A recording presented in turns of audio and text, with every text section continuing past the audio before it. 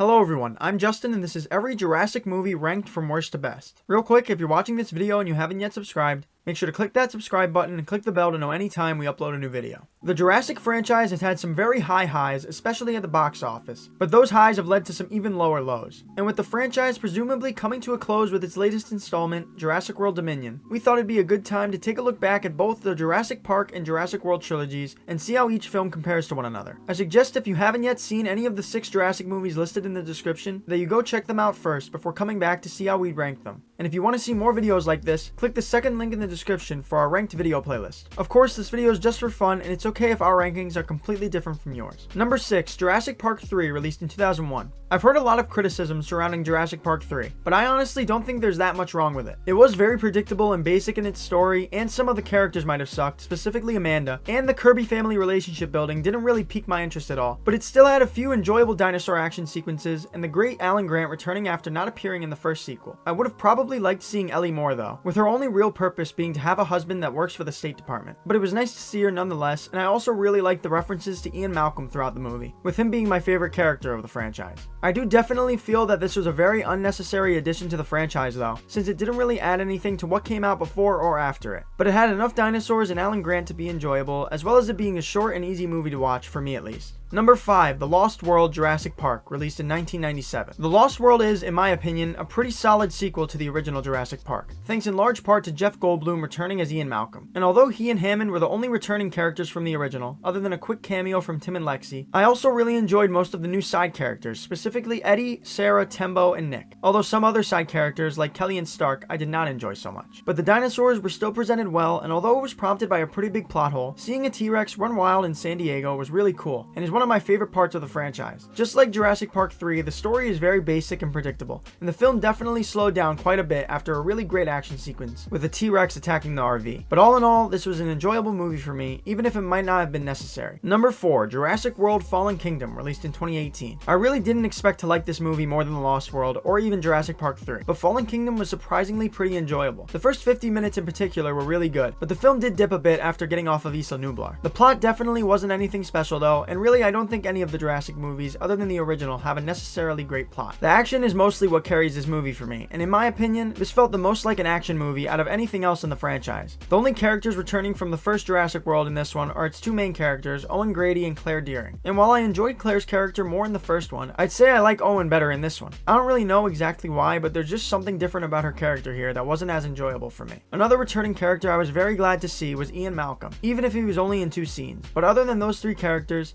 Eli Mills and Henry Wu, I didn't really like or care for anyone else. And the character that probably bothered me the most was Maisie, mostly because of her stupid decision at the end. I just don't get why the people in this movie care to save the dinosaurs so much after all the carnage they've caused, but at least it prompted an interesting segue into Dominion. Number 3, Jurassic World Dominion, released in 2022. Now, although Dominion wasn't what I was hoping to see coming out of Fallen Kingdom, it was still a great watch, thanks almost entirely to the return of various characters, specifically Alan Grant, Ellie Sattler, and Ian Malcolm, who were together on screen for the first time since 1993. But I say that due to the film having a redundant story that we've seen at least 4 times already in the franchise, as well as there being less of a focus on the dinosaurs than most of the other films. The story was mostly focused on Maisie, who was only marginally better in this than the last one to me, as well as Biosyn, looking to profit off of the technology used to clone Maisie and the dinosaurs. But even with a lesser focus on the dinosaurs, their action sequences were still as good as usual, and the suspense was really well built. Plus, there were quite a few additions to the dinosaur society that appeared throughout the movie. The thing that also won me over about this film is that it almost felt like a celebration of the entire franchise, with characters from all the previous films, big or small, finally interacting with one another. And although I think the story coming out of Fallen Kingdom could have been done differently and better, I'd still say this was the more enjoyable film. Number 2, Jurassic World, released in 2015. Although it seemed improbable for a new Jurassic amusement park to be created following the events of the original trilogy, Universal still decided to make a new Jurassic movie with a brand new, more modern park. Now to me, it's pretty stupid that the characters still think a dinosaur-themed park is a good idea, but the new Jurassic World still looked pretty cool and displayed the dinosaurs really well. The new cast of characters don't really hold up when comparing them to that of the original Jurassic Park film, specifically the new owner Simon Masrani, whose motivations for the park varied from scene to scene. But I still really liked Owen Grady, and I'd say my favorite character in this one was Claire. The kids, Zach and Gray, were also pretty enjoyable, and overall, I was surprised with how much I liked this movie. That's in large part attributed to some really fun and great action sequences, and with it feeling to me the most like a horror movie out of any of the 6 films on this list. And at number 1, Jurassic Park, released in 1993. I don't think anyone expected anything other than the original Jurassic Park to be our number 1 pick, with it being one of the most influential films in history thanks to visual effects way ahead of its time and incredible practical effects that do a great job of making the adventure feel real. The story was really smart and well put together as well, and it felt like every character from John Hammond to Alan Grant to Dennis Nedry served a purpose, other than just to be killed, which feels like a lot of the characters' reason for being there in the films following this one. I also found basically all of the action sequences to be enjoyable, with the tension, suspense, and horror built up really well for quite a few of them. Pairing that with a great cast portraying great characters, Jurassic Park is easily number 1 on this list, and will always be a classic in American cinema, hence why the franchise is still so popular almost 30 years after its release. And that was every Jurassic movie from 1993 to 2022 ranked. I'm going to put my rankings on the screen in tier order so you get a better understanding of my enjoyment of each film, but let us know in the comments down below how you'd rank each movie in the franchise. If you enjoyed the video, make sure to leave a like and subscribe to the channel. Thank you all so much for watching, and I'll talk to you again soon.